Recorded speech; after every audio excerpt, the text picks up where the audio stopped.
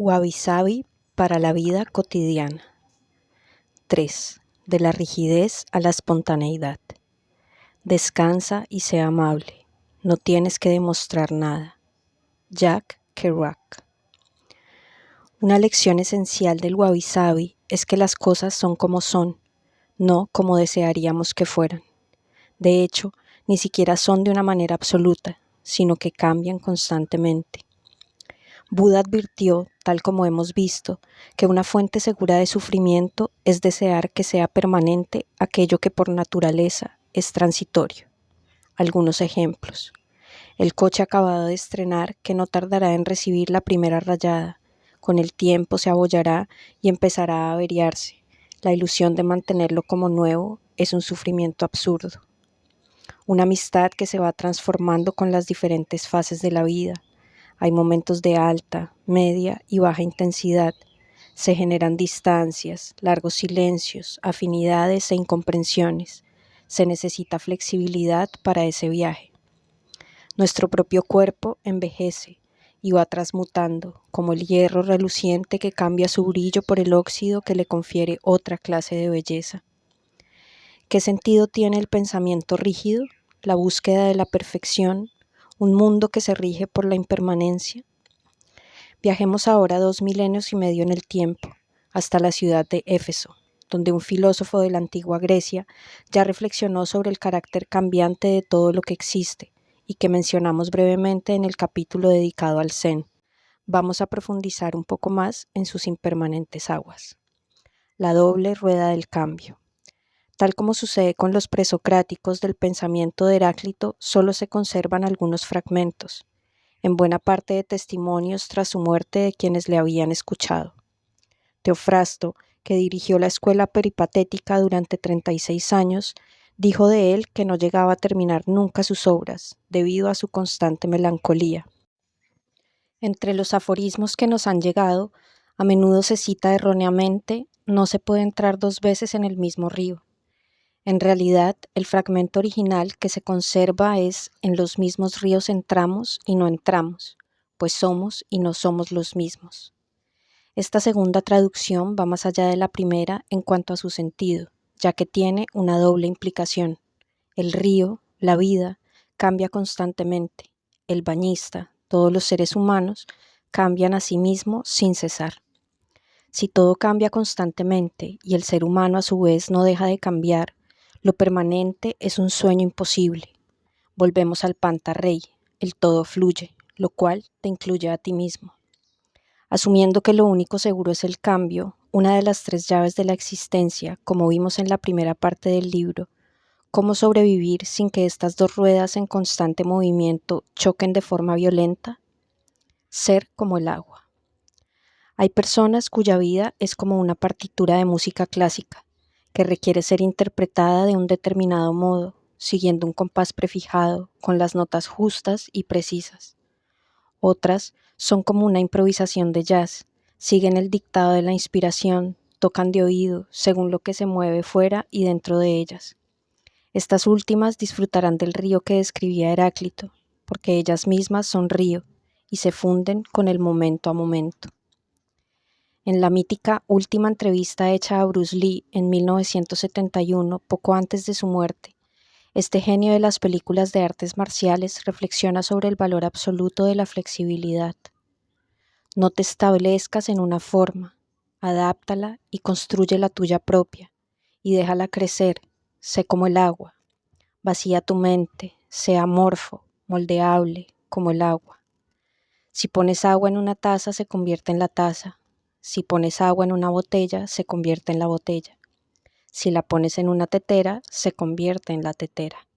El agua puede fluir o puede chocar. Sé agua, amigo mío. Ser como el agua, aplicado a una vida de Wabi Sabi, implica romper con los prejuicios y las ideas preconcebidas, no dando nada por supuesto. Mostrarse transparente sin necesidad de impostar ni aparentar nada. Seguir la propia intuición como la hoja que se deja llevar por las turbulencias del río. Creer en las propias capacidades, en la belleza de cada momento, en la sabiduría de la vida.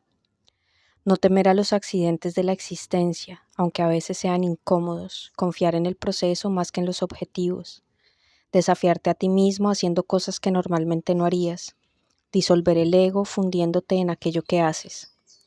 Los expertos en caligrafía que trazan el círculo Enso lo hacen desde la espontaneidad absoluta, dejando que su cuerpo acompañe un trazo que se hace a sí mismo. Esa es la máxima expresión gráfica de fluir con la vida. La vía real a la sabiduría. Un relato tradicional cuenta que un peregrino recorría incansablemente los 88 templos de Shikoku en busca de la verdad. Meditaba, hacía ofrendas en cada monasterio y gastaba sus sandalias por el camino. Sin embargo, superada la primera mitad del viaje, no había encontrado respuesta alguna, hasta que bajo la luz dorada de la tarde encontró bajo un árbol a un anciano monje que trataba de plasmar en un lienzo la claridad que pasaba de forma cambiante a través de los árboles. Había oído hablar del monje pintor como el más sabio de la isla de Shikoku, así que imaginó que el monje tendría la respuesta que él buscaba. Sin más demora, se sentó a su lado y le preguntó: Maestro, necesito que me responda a una pregunta que me atormenta desde que empecé este camino. ¿Cómo puedo llegar a la verdad?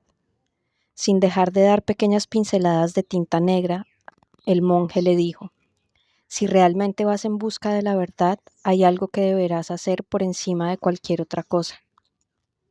Esta respuesta inflamó el ánimo del peregrino, que lleno de esperanza empezó a decir: Lo sé, debo practicar más, ¿verdad? Dedicar más horas a la meditación, hacer jornadas más largas en mi peregrinaje, ayunar. El monje sacudió suavemente la cabeza, a la vez que en su rostro se formaba una sonrisa.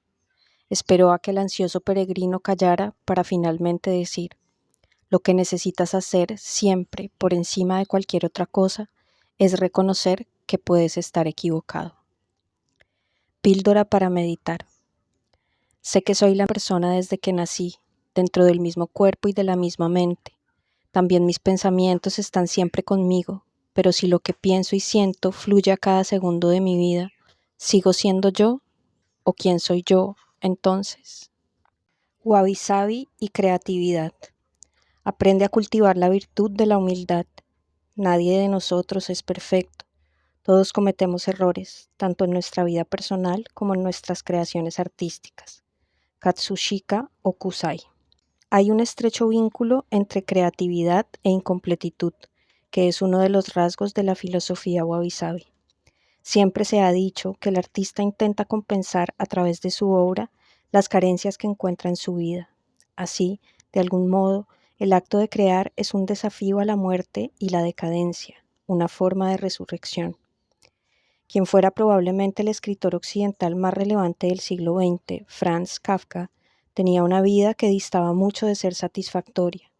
Con una relación tortuosa con su padre, aborrecía su trabajo de abogado para una empresa de seguros, aunque utilizó las situaciones que vivió en los juzgados para componer obras como El proceso, El castillo o La metamorfosis. En esta última, la más conocida entre los jóvenes, el comerciante que se despierta convertido en una enorme cucaracha, lejos de entender su nuevo estado, centra sus esfuerzos en intentar volver a la oficina que le paga el sueldo con el que mantiene a su familia. Es una alegoría cruel de lo que debía de sentir el escritor de Praga de lengua alemana al ejercer su oficio. Sin embargo, Kafka encontró una manera magistral de llenar el vacío de lo que le parecía una vida sin sentido. Cada día, al regresar del trabajo, dormía una siesta de 3 o 4 horas y luego escribía toda la noche hasta altas horas de la madrugada. Gracias a eso, podía sentirse completo, aunque la existencia sea un círculo en So que nunca se cierra. Gracias a la traición piadosa de su amigo Max Brod, a quien el escritor a las puertas de la muerte encargó destruir todos sus manuscritos, ese deseo de completar una realidad insuficiente ha iluminado a millones de lectores. En el ámbito privado, sin embargo, en los diarios escritos por Kafka entre 1910 y 1923, es interesante ver cómo experimentaba la soledad el escritor. Estar solo tiene un poder sobre mí que nunca falla. Mi interior se disuelve y está listo para liberar lo que yace más profundo. Cuando estoy voluntariamente solo, un ligero orden de mi interior comienza a emerger y no necesito nada más. Esta experiencia en la que el ego se desvanece se asemeja a la meditación profunda o incluso al Advaita hindú, en el que el individuo se funde con la totalidad hasta desaparecer. Olvídalo todo, abre las ventanas, despeja el cuarto, el viento sopla a través de él, solo ves su vacío, buscas en cada esquina y no te encuentras a ti mismo. Una experiencia de unidad. H.E. Davis Sensei, uno de los mejores artistas de Shodo, la caligrafía japonesa a pincel, fuera de Japón y autor de numerosos artículos y libros sobre las artes niponas, explica en The Japanese Way of the Artist algunas claves de cómo el wabi-sabi define de forma especial el arte japonés. La belleza no es lo contrario de la fealdad, sino que la belleza reside en un estado más allá, que incluye todos los opuestos. La belleza, así, se encuentra en la naturalidad. Naturalidad es uno de los principios del wabi-sabi, que se inspira en la naturaleza, donde todo es imperfecto, incompleto y efímero. Sin embargo, como hemos visto antes, al practicar su arte el creador se siente realizado y completo, quizás porque, como afirma el propio David, el presente está fuera del tiempo. Esta es una de las bendiciones del acto creativo. Cuando el pincel toca el lienzo o los dedos se colocan en las letras del teclado, el pasado deviene retazos de un sueño y el futuro se adivina como un oasis improbable. La creación es siempre ahora, ya que nos sitúa en un estado de flow en el que el creador se funde con lo creado, en una singular y reveladora experiencia de unidad. Las artes japonesas buscan esta fusión entre el individuo y lo que está haciendo, y no solo en disciplinas como la caligrafía, la acuarela o la poesía. Tal como señala Davy en The Japanese Way of the Artist, en el arte japonés del manejo de la espada, no es poco común hablar de una unidad de mente, cuerpo y espada. El viaje de Mishima. Mi compatriota Yukio Mishima, que en 1968 perdió su candidatura al Nobel a favor de Kawabata, plasmó en sus obras la capacidad del arte y de la existencia vivida como un arte para desprendernos de lo que somos, incluyendo nuestro pasado. Ese estado de flow en el que estamos fuera del tiempo es como una travesía que nos lleva más allá de nosotros mismos, como refleja este fragmento del Color Prohibido del autor que se quitó la vida siguiendo el ritual de seppuku en 1970 cuando tenía solo 45 años. Emprender un viaje produce un sentimiento misterioso. Uno cree haberse liberado no solo de los lugares que quedan a sus espaldas, sino también del tiempo que deja detrás de sí. Sin duda, la creación nos brinda este viaje. Al igual que el explorador entregado se olvida del lugar de donde viene y su cuerpo y su mente están solo al servicio de la aventura, el verdadero artista es un instrumento de la transformación. También como espectadores de lo bello y lo triste, como diría Kawabata, a veces experimentamos un sentimiento de pérdida, porque todo lo que resplandece está al mismo tiempo iniciando su declive, apagando su estrella. Mishima lo explica así en su obra de autoficción Confesiones de una máscara. Los labios y los ojos de Sonoko resplandecían.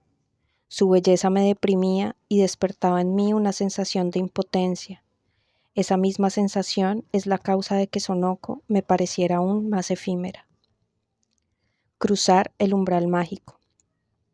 El arte y el viaje, exterior o interior, como disolución del ego, está muy presente en la obra más emblemática de Joseph Campbell, El héroe de las mil caras. El mitólogo estadounidense publicó en 1949 su hallazgo de que hay una estructura común en las grandes aventuras de los héroes, incluso en culturas que nunca han tenido contacto entre ellas. Esto se aplica a obras de ficción desde la Odisea a la Guerra de las Galaxias, aunque otros autores han añadido que este mismo argumento se encuentra en la historia vital del personaje como Moisés, Buda o Cristo.